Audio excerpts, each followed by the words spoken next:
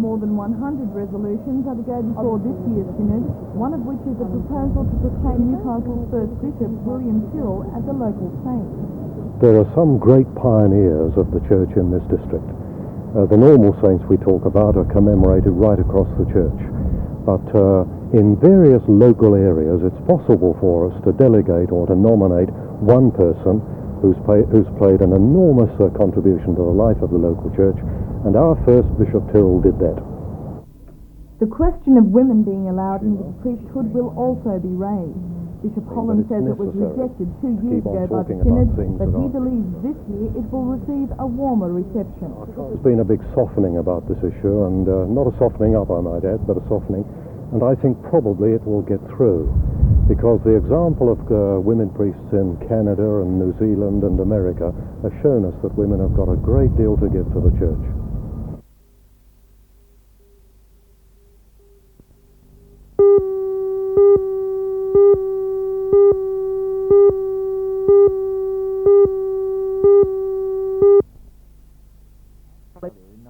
Outspoken and forthright, Eddie Richardson was born in Yorkshire, England. He attended London University and achieved a Bachelor of Science and a doctorate before coming to Australia in 1968. His first academic post here was as an Associate Professor to Sydney's Macquarie University, and in 1976 he gained his big academic break as the Principal of the CAE. College spokesman Keith Powell says Dr. Richardson was a major force behind the expansion and diversification of the college. He wanted to have a better tertiary education opportunities available for people in the Hunter region, and because of that he looked at different areas, and we've gone away from teacher education and diversified into the areas of the arts and also paramedical and community welfare studies. Through this he saw that people wouldn't have to travel to Sydney or to other areas and actually could stay in the Hunter Valley and gain better tertiary qualifications. Dr. Richardson leaves behind a wife and 2 daughters, one of whom is a student at the college. The funeral will be held at St Luke's Church in Belmont on Wednesday.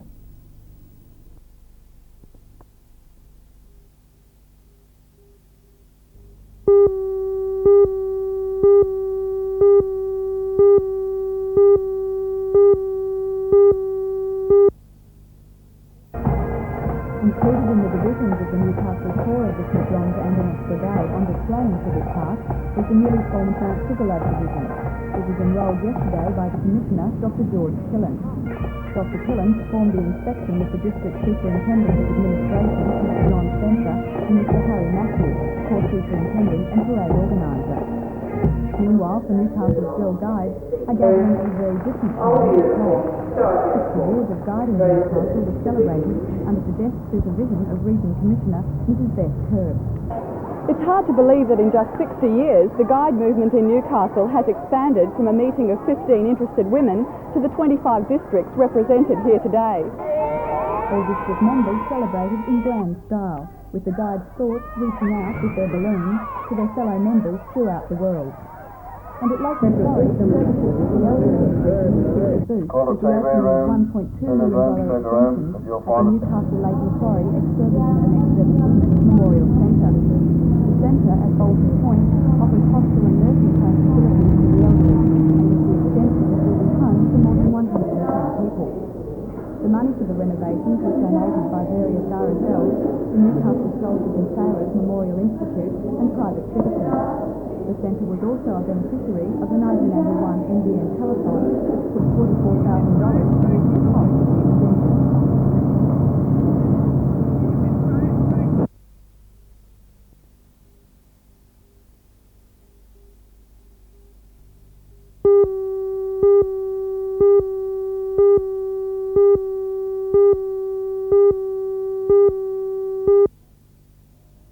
About 12 months. I'm asking the Department of Local Government to send an inspectorial team in to do a full inspection of the administration of...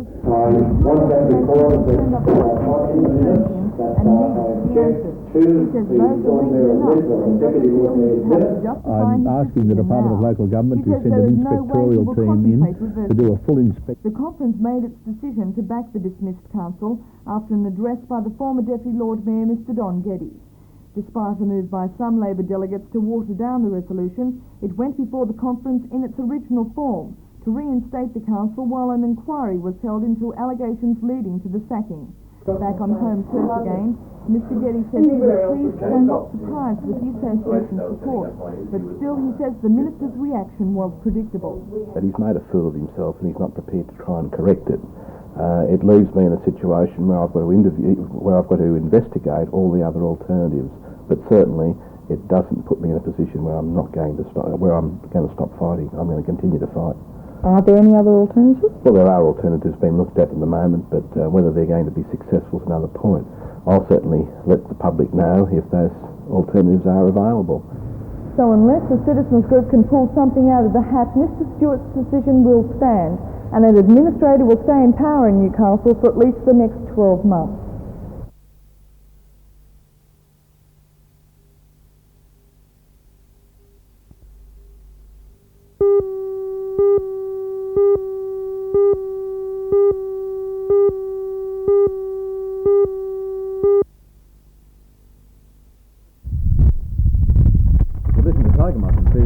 Pilots really stopped being pilots once they came in out of the cold and were positively soundproofed and even air-conditioned cabins. The 30-year-old Tiger Moth is strictly aviation in the raw, but then no other aircraft type has quite the same following. At Rutherford, enthusiasts from all over New South Wales and Victoria are jumping at the chance to show just how the old biplane can outperform many modern light aircraft when it comes to aerobatics. Today and tomorrow, the Tigers are fighting out the Australian Tiger Moth Aerobatics Championship. At the weekend, they'll take part in the Great Tiger Moth Race, which will be part of the largest air show ever staged at Rutherford.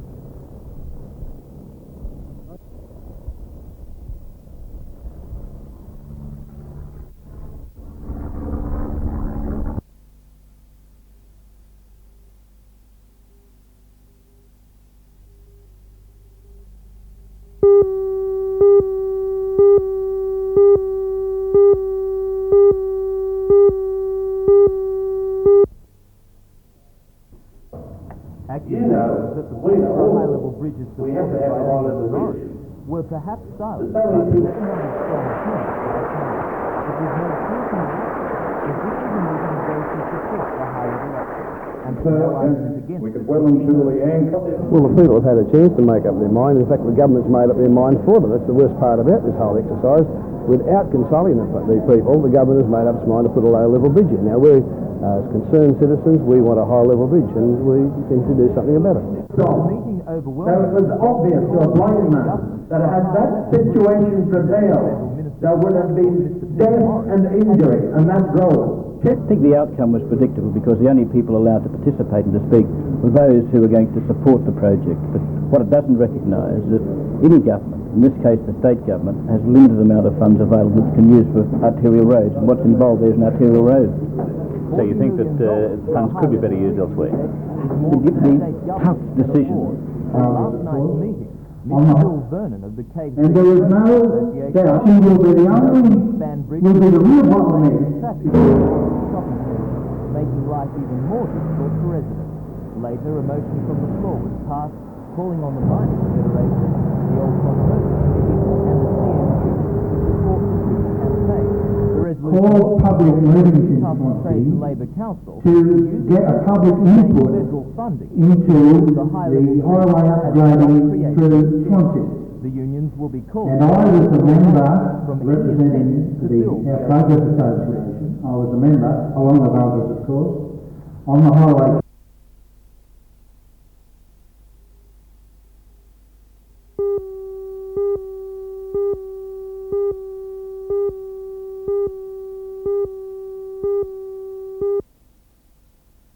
Really struggling. We went back and forth. The Bicentennial Authority said to the federal. One of the events that took place there in Sydney. The manual for teachers, because we know that teachers. That's the action. When do you suppose that it might do so? Priorities for project funding. All local committees were given only a few weeks' warning of the submission deadline, resulting in a scramble to claim a piece of the $70 million bicentennial fund. Newcastle's top choice was an open-air museum, incorporating the harbour foreshore redevelopment. However, Mr Walsh stressed that final funding decisions were far from being made. We have told people and tried to reassure people that the deadline of the 12th of October was not the end of the story. That was that marked the first stage of getting ideas in from all around the state. And we have some 3,000 submissions from all over the place. And we will be talking to people over the next few months and into, I believe, the middle of next year at least, about their submissions, giving them opportunities to put in further information, maybe to change their mind. There's room for new ideas. Sure, lots of room.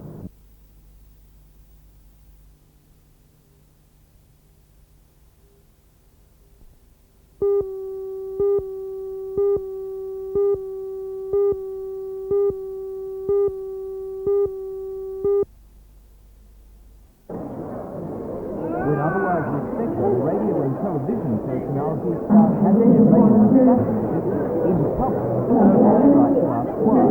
Jeff Gilroy from 2KO, Ray Arthur and Stuart Horn from 2NX, and Jim Sullivan from NBN had volunteered to have their fitness measured by physical education staff from the CAE. After they were measured, they were weighed, their pulse was taken, and their blood pressure checked. Then a 6-minute bike ride, after which their blood pressure and pulse would be measured again. The aim, to teach the public the importance of being Unfortunately, a lot of people start playing a sport, touch football or something like that, or might start an exercise program because they feel a bit overweight or unfit. And unfortunately, they could have a heart attack or even strain a muscle or something like that. And it could be a serious problem. Had interesting results. The oldest of the group, Jim Sullivan, felt like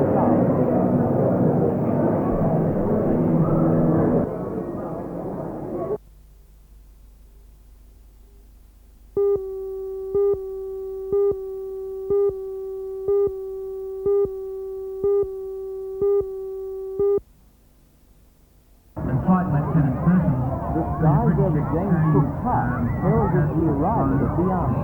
It was meant to pass the training school. All instructions in this display are posted Before storms and bitter cold, in an effort to land round airtight canopies. None of them quite got there, but the crowd of about 2,000 people crossed out.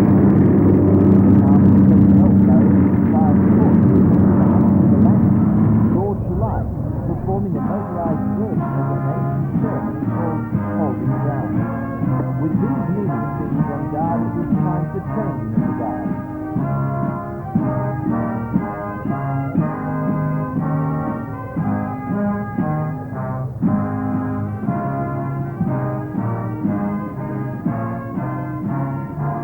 A new version of the ceremony that Buckingham Palace has made so famous.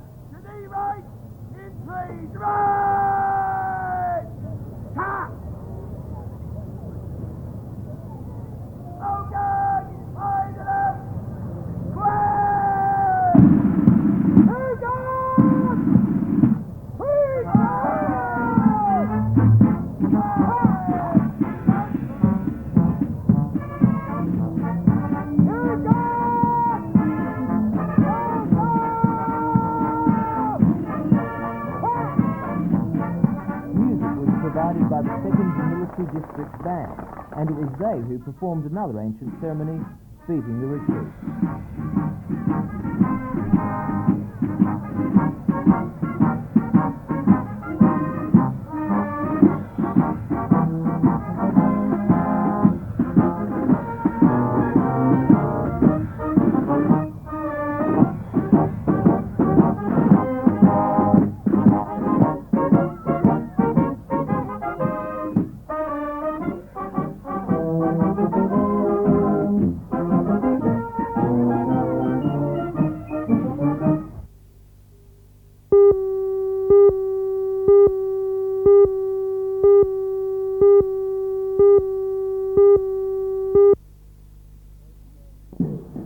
Boys and girls, cherry trees presented to the school were these part of the are flowering presentation of 500 cherry trees. Japanese flowering trees They are by the from Fuji Japan. Bank of Japan to the New I don't South know Wales whether these Department of actually were grown Education. in there. Mrs. Education Booth, Minister welcome to George Wallsend, Cavalier and said I'd he like was if you anxious might that the like to trees say a were word planted to in the schools boys which and could care for them, boys and where girls. many children could appreciate Well, their I'm beauty. very well. Cavalier was today Boys and represented girls, by the member Mr. for Booth Wallsend, will Mr. plant Ken one Booth, tree, and Mrs. his Booth will wife. plant... In view of the children, Mrs. Booth planted the first tree, helped by school principal Mr. Keith Curry.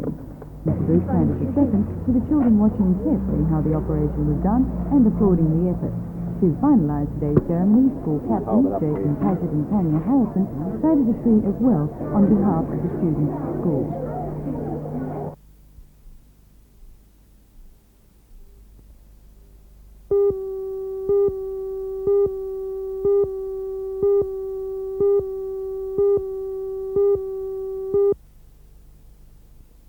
In Newcastle, to launch the election campaign of the member for Newcastle, Mr. Alan Morris, the Minister for Finance seems unconcerned by what the former Treasury head has had to say on taxation. We stopped listening to Mr. Stone a long time ago, and we don't intend to start listening to him again now.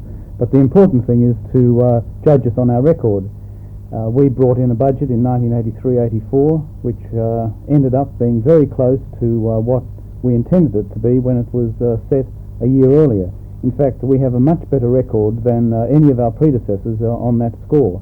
And I think we will continue to budget responsibly. We will continue to contain government expenditure. And as far as the tax policy is concerned, we have provided for all taxpayers a real tax cut. And what we're now determined to do is enter into a thoroughgoing review of the tax system based on very clear objectives to ensure that the tax system becomes fairer and, more importantly, more effective as well.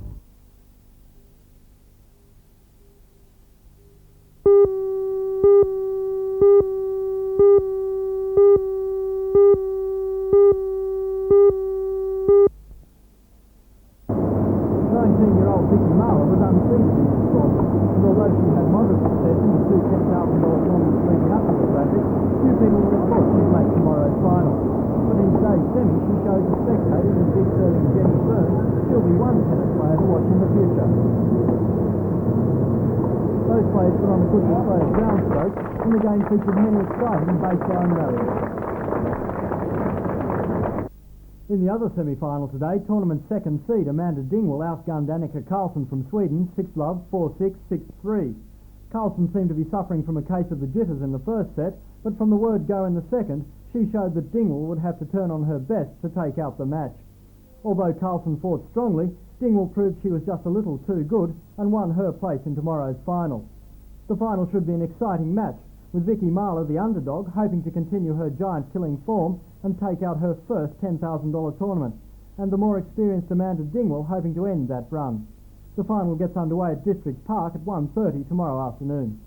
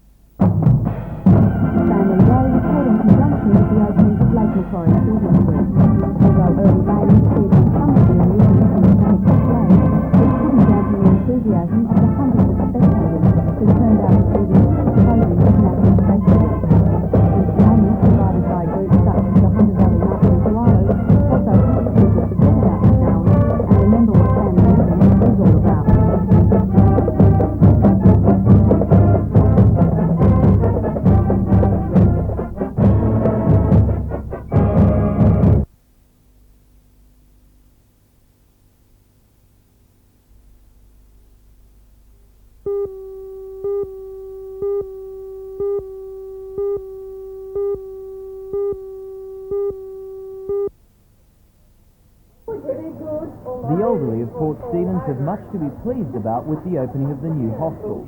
Before a crowd of 400, the Veterans Affairs Minister, Senator Arthur Geitzel, performed the official opening, calling it a project worthy of the highest praise.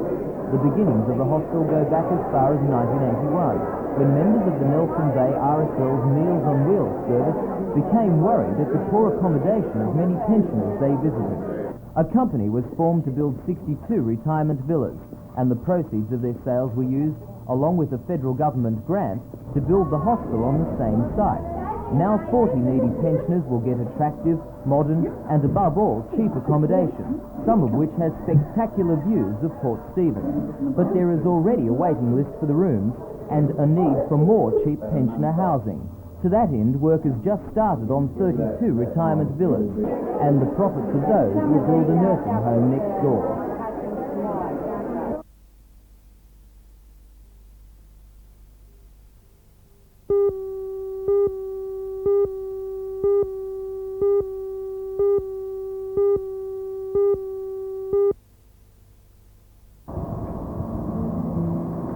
In local sailing, Lake Macquarie grabs most of the limelight, but once a year, all attention shifts to the harbour for the spectacular Port Hunter Regatta. And so it was this year, with a record $1,000 of BHP prize money up for grabs between the state's best 16-foot skiff sailers. The Port Hunter Sailing Club had hopes for a record 50 competitors, but on the day, only 37 skiffs turned up. Nevertheless, it was a quality lineup, including current state and national champion Dennis Tanko in Burwood calendars. He was part of a winning trifecta for the St George Club. Glenn York from St George, sailing Coleman Signs, won the title. He was followed by Tanko with teammate Paul Rillet in Peregrine third. In the handicap event, it was another Sydney club, Drummoy, which dominated. Their man, G. Sampson, in Tejan sailcloth, crossed the line first, followed by Port Hunter local Aaron Gore in Hornby Plumbing, and another Drummoyne sailor, R. Thompson, in Ansett Air Freight.